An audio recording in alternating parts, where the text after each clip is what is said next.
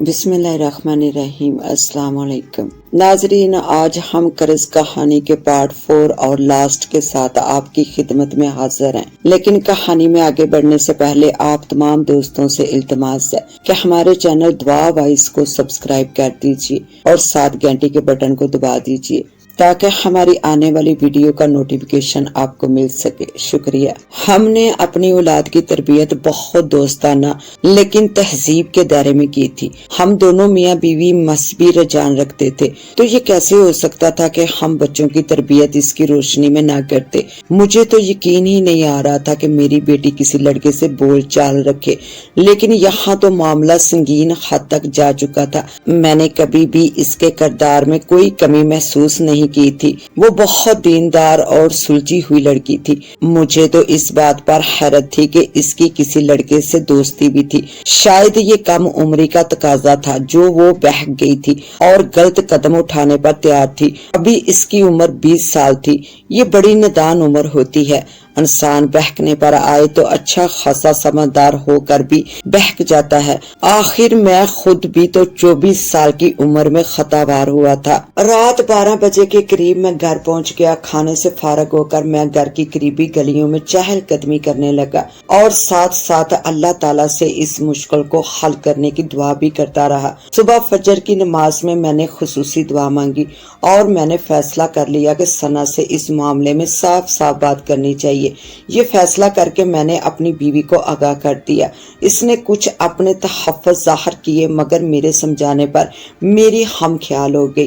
میں نے اللہ تعالیٰ سے گڑ گڑا کر پھر معافی مانگی اور اس مسئلے سے نکلنے کے لیے رہنمائی بھی طلب کی۔ جمعہ رات کی شام کا وقت تھا۔ میرا بیٹا اویس کرکٹ کھیلنے باہر گیا ہوا تھا۔ میں نے ثنا کو اپنے کمرے میں بلایا۔ ماہنور وہاں پہلے ہی موجود تھی۔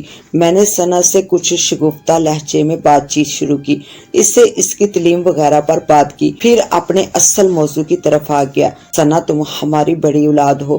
ہم نے اپنی اولاد کی دوستوں کی طرح پرورش کی ہے، ہر جائز ضرورت اور خواہش بھی پوری کی ہے۔ یہ بتاؤ کہ کبھی ہم نے اس میں کوئی کوتاہی کی ہے؟ میں نے سنجیدہ لہجے میں اس سے پوچھا۔ وہ بہت حیران تھی کہ میں یہ سب کیوں پوچھ رہا ہوں۔ نہیں پاپا، ایسی کوئی بات نہیں ہے۔ ہم خوش نصیب ہیں کہ ہمیں اللہ تعالیٰ نے بہت اچھے والدین کی اولاد بنایا۔ وہ سراپا حیرت تھی۔ میرا خیال ہے کہ مجھے کھل کر بات کرنی چاہیے۔ یہ بتاؤ کہ یہ لڑکا کون ہے جس سے تم کل شام ملنے کا وعدہ کر چکی ہو؟ میں نے بہت دھیمے لہجے میں پوچھا۔ میری بات سنتے ہی اس کے چہرے پر عجیب سی کیفیت چھا گئی۔ ایسا لگا جیسے بیچ بازار میں اس کا راز فاش ہو گیا ہو۔ کچھ لمحے وہ گھبرائی سی لگی، پھر جو اس نے ہمیں مکمل بات بتائی تو اس کی تفصیل کچھ یہ تھی کہ اس کی یونیورسٹی میں اس سے 1 سال سینئر لڑکا جس کا نام زبیر تھا اسے پسند کرنے لگا تھا، لیکن اس نے یہ پسندیدگی اس پر ظاہر کرنے کے لیے کوئی معیوب حرکت نہیں کی تھی۔ ثنا کی ایک کلاس فیلو سے اس نے کسی بہانے سے ثنا کا موبائل نمبر حاصل کر لیا تھا اور عام سے میسج کرنے لگا جسے ثنا نظر انداز کرتی رہی۔ پھر اس نے کال کرنی شروع کر دی جو ثنا نے کبھی ریسیو نہیں کی۔ ایک دن ثنا کا موڈ ٹھیک نہیں تھا اور زبیر کی متواتر کال آ رہی تھی۔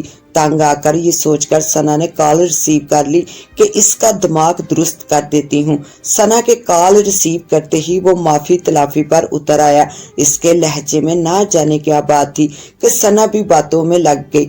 اب ان کی میسج پر بات ہونے لگی کیونکہ ثنا نے سختی سے کال کا منع کر دیا تھا کہ گھر میں کوئی نہ سن لے۔ یونیورسٹی میں بھی 2-4 ملاقاتیں ہو چکی تھی۔ وہ کسی ریسٹوران میں ملنا چاہتا تھا تاکہ کچھ تفصیلی ملاقات ہو سکے، لیکن ثنا نے سختی سے منع کر دیا کہ یہ ناممکن ہے۔ وہ کسی عوامی مقام پر اس سے نہیں مل سکتی۔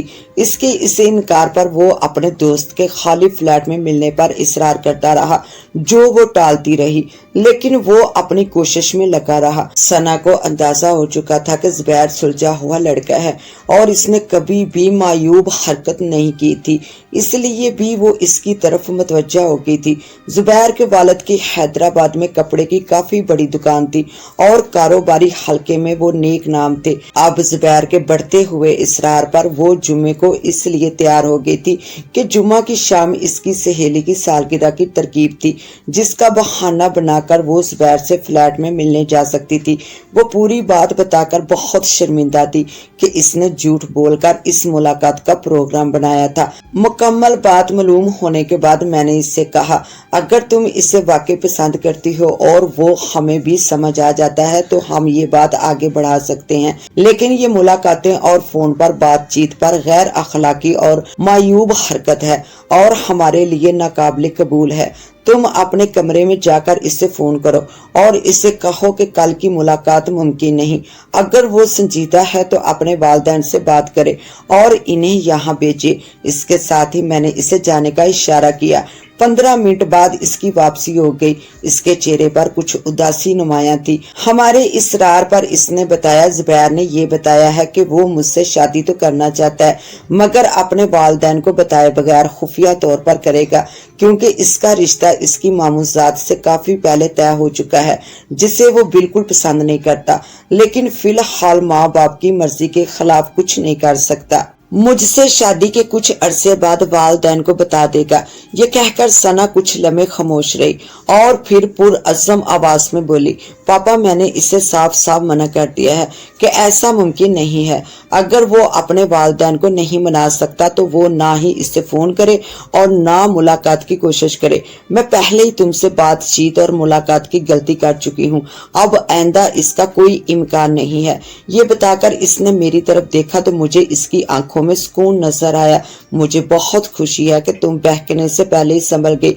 जो रिश्ता और ताल्लुक सबके सामने कायम ना हो वो गैर मुनासिब होता है। मुझे उम्मीद है कि तुम आइंदा ऐसी कोई नादानी नहीं करोगी। सना कमरे से चली गई तो मैंने महानूर से कहा, इसके लिए कोई मुनासिब रिश्ता देखते हैं। औलाद की मुनासिब उम्र में शादी करनी चाहिए, यही हमारा दीन भी कहता है।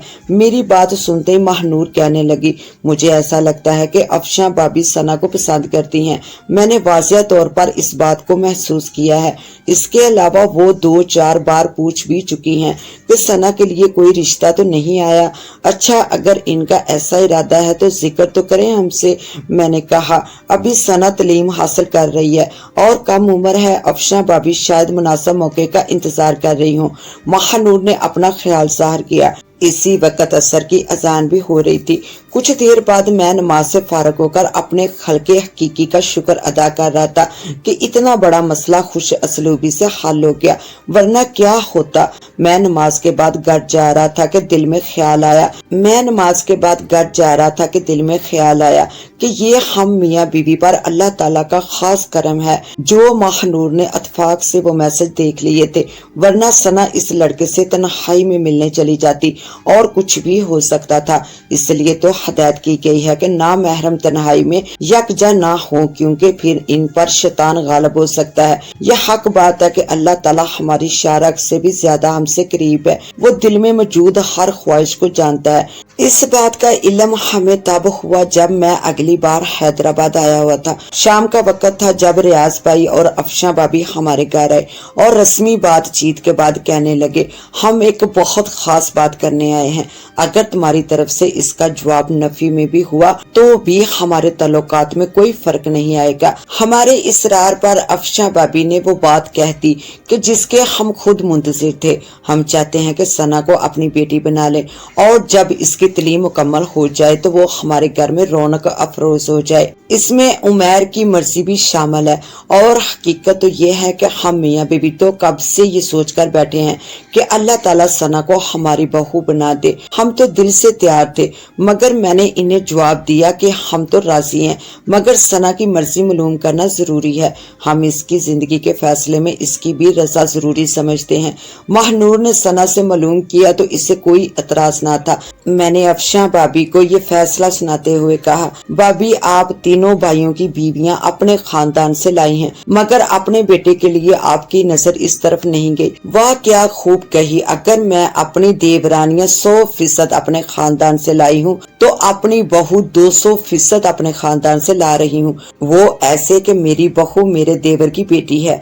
ये हुए 100% और फिर वो मेरी पसंद से लाई हुई मेरे खानदान की लड़की की बेटी है तो हो गए ना 2%। वो अपने मखसूस शरारती मगर मोहब्बत भरे अंदाज में बोली। हैदराबाद की ठंडी रातें दुनिया में मशहूर हैं। सन 2020 की एक ऐसी रात हम सब बहन भाई और दीगर अहला खाना हालनुमा कमरे में खुश गप्पों में मसरूफ थे। हम सभी नाना दादा बन चुके थे। हम सब बहन भाइयों की औलादों में सबकी शादियां हो चुकी थी। सिर्फ एयाज का सबसे छोटा बेटा बाकी था, जिसकी आज मंगनी की तरकीब मुनकिद हुई थी। तरकीब से फारग होकर हालनुमा कमरे में सब बैठे थे। कमरे में जगह कम थी, जिसे जो जगह मिली बैठ गया। शामत किस्मत के एयाज को अपनी बीवी के बराबर ही जगह मिली। अफशा भाभी ने जो ये देखा तो भला ये सुनहरी मौका कैसे हाथ से जाने देती। लोग दादा नाना बन गए, मगर अपनी बीवी के पल्लू से बंधे रहने की आदत नहीं गई। और ये वो साहब हैं जो इसी वक्त एयाज ने इनके आगे हाथ जोड़ लिए और पूरा हाल कैकों से गूंज उठा। इसके साथ ही अपनी होस्ट दुआ वाइस को दें इजाजत। मिलते हैं इंशाल्लाह न्यू वीडियो में, तब तक के लिए अल्लाह हाफिज।